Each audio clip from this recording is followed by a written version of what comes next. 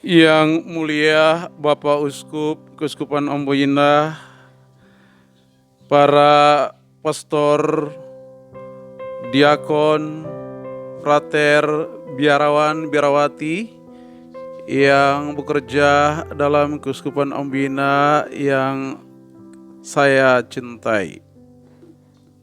Syukur kepada Allah, pada hari ini tepat tanggal 25 Agustus tahun 2020, Paroki Santo Ludovicus Van memasuki usia yang ke-16 tahun. Paroki yang masih muda. Paroki Santo Ludovicus Van awalnya berasal dari Paroki Santa Maria Tak Bernoda, Langgur sebagai induk paroki.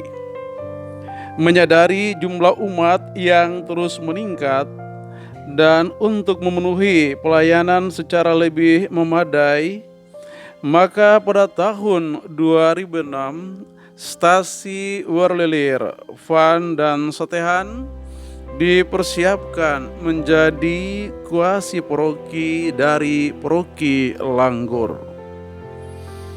Dan ketika sudah tiba waktunya, setelah dinilai layak untuk menjadi paroki definitif, maka pada tahun 2007 berdasarkan SK Uskup Keuskupan Omboi Indah, Paroki Santo Ludovicus Van ditetapkan sebagai paroki yang definitif dengan Van sebagai pusat paroki. Paroki Santo Ludovicus Van terdiri dari 3 stasi, yaitu Werlilir, Van, dan Satehan. Secara teritorial, ketiga stasi tersebut terletak di pesisir timur Kei Kecil, Kecamatan Kei Kecil, Kabupaten Maluku Tenggara. Paroki Santo Ludovicus Van di bagian utara berbatasan dengan Paroki Langgur. Bagian selatan berbatasan dengan Paroki Rumat, dan bagian timur berbatasan dengan Paroki Gelanit dan Paroki Namar. Pastor paroki pertama yang menjadi pastor Paroki Santo Ludovicus Van adalah Pastor Paulus Titorlobi Projo. Beliau bekerja dan berkarya kurang lebih 6 tahun dari tahun 2007 sampai 2012. Kemudian tanggal 20 Maret 2012, Pastor Paulus Titorlobi diganti oleh Pastor Ian Oratmangun Projo yang masih bekerja sebagai pastor paroki Santo Ludovicus Van hingga saat ini. Yang mulia Bapak Uskup dan rekan-rekan pastor yang terkasih, di Paroki Santo Ludovicus Van terdapat umat Katolik berjumlah 2.700 jiwa yang tersebar di 3 stasi, stasi Satehan, stasi Van, dan stasi Werlilir. Di stasi Werlilir sendiri berjumlah 700 jiwa. Stasi Werlilir ini memiliki 4 lingkungan dan 8 rukun. Umat stasi Werlilir cukup bergiat, baik sebagai anggota Kongregasi Maria, anggota apostolat, maupun anggota Kerahiman Ilahi. Juga ada kelompok-kelompok kategorial yang cukup aktif. WKRI, Orang Muda Katolik, pelajar Katolik, dan sekami. Di stasi Werlilir ini, kebanyakan umat hidup sebagai pegawai negeri. Mereka ada di birokrasi pemerintahan maupun sebagai guru, pegawai negeri, ataupun guru swasta. Umat stasi Werlilir kebanyakan telah mengejam pendidikan tinggi. Mereka studi di berbagai perguruan tinggi di Ambon, di Manado, di Bandung, dan di Jakarta. Stasi Werlilir ini memiliki sebuah goa hati kudus yang cukup unik. Hati kudus ditempatkan dalam sebuah keong, menjadi kekhasan dari stasi Werlilir ini. Umat stasi Werlilir ini juga memiliki gedung gereja permanen. Gedung gereja yang berada di ketinggian dan tepat persis ada di depan jalan utama. Inilah gereja Bunda Hati Kudus Werlilir.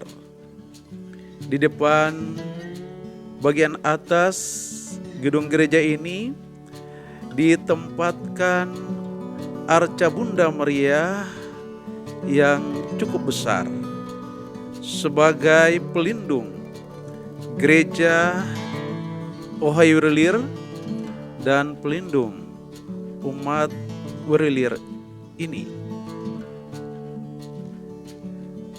Di stasi Werlilir ini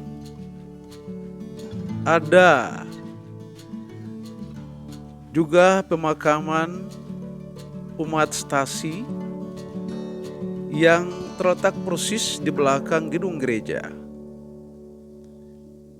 Nah, stasi Werlilir ini secara pemerintahan berbeda atau dipisahkan dari stasi Van. Namun secara adat, stasi Van dan Werlilir ini adalah satu. Kedua stasi atau ohoi ini memiliki hak ulayat masyarakat adat yang satu dan sama. Demikian sedikit informasi dari stasi Werlilir. Bapak Uskup dan teman-teman pastor yang terkasih, sekarang kita akan melihat stasi Van. Stasi Van telah ditetapkan menjadi induk dari paroki Santo Ludovicus Van. Stasi Van ini terdiri dari 4 lingkungan dan 12 rukun dengan jumlah jiwa 842. Di stasi Van ini terdapat juga sebuah goa Maria yang tersusun dengan menggunakan batu alam. Dengan halaman yang cukup luas, dan di samping goa Maria itu terdapat pemakaman bagi umat stasi yang saat ini sudah padat, dan umat telah memutuskan untuk mencari sebuah tempat pemakaman yang baru, yang cukup luas, jauh dari Ohoi atau kampung ini. Bapak Uskup, teman-teman pastor, umat Stasi Van kini sedang berusaha untuk membangun gereja baru. Inilah gerejanya, Gereja Santo Lodovicus Van, yang berdiri di atas tanah cukup luas 1 hektar. Umat dari hari ke hari terus berupaya untuk bisa menyelesaikan gedung gereja ini dalam waktu yang tidak terlalu lama, agar bisa segera diberkati oleh Bapak Uskup. Gedung gereja Santo Lodovicus Van cukup besar dan luas karena menjadi induk dari paroki. Umat Stasi Van cukup bergiat aktif dalam kelompok-kelompok kategorial, baik di Kongregasi Maria, Apostolat, WKRI, Kerahiman Ilahi, OMK, Pelajar Katolik, dan Sekami. Di sini juga terdapat sebuah Goa Hati Kudus. Goa Hati Kudus yang sudah lama berdiri, dan sekarang umat sedang merehabilitasi kembali goa ini agar Goa Hati Kudus ini bisa dipakai secara layak dan pantas oleh umat. Di stasi induk ini, Ohoi Van atau Stasi Van, terdapat sebuah sejarah yang menarik, yaitu terjadi permandian pertama 130 tahun yang lalu, atau tepatnya tanggal 17 Agustus tahun 1890, 1 tahun sesudah pembaptisan pertama di Langgur, baru mulailah gereja Katolik diterima di Ohoi atau Stasi Van ini. Bapak Uskup, teman-teman pastor, inilah kampung tua saat itu masih bersatu dengan Werlilir. Di kampung tua inilah terdapat permandian pertama 130 tahun yang lalu. Kampung tua ini sekarang dijadikan rumah adat, dan di depannya ada hutan lindung seluas 797 hektar. 179 hektar ini akan menjadi paru-paru bagi Kota Tua dan Maluku Tenggara ke depan. Demikian sekadar informasi dari Ohoi Van. Bapak Uskup, teman-teman pastor, juga terdapat stasi yang cukup besar, yaitu Stasi Satehan. Stasi Satehan ini berjumlah 1.458 jiwa. Stasi Satehan adalah stasi yang besar di dalam paroki ini. Stasi Satehan juga berdampingan dengan sebuah Ohoi Islam. Namun jumlah saudari-saudari Islam tidak terlalu banyak.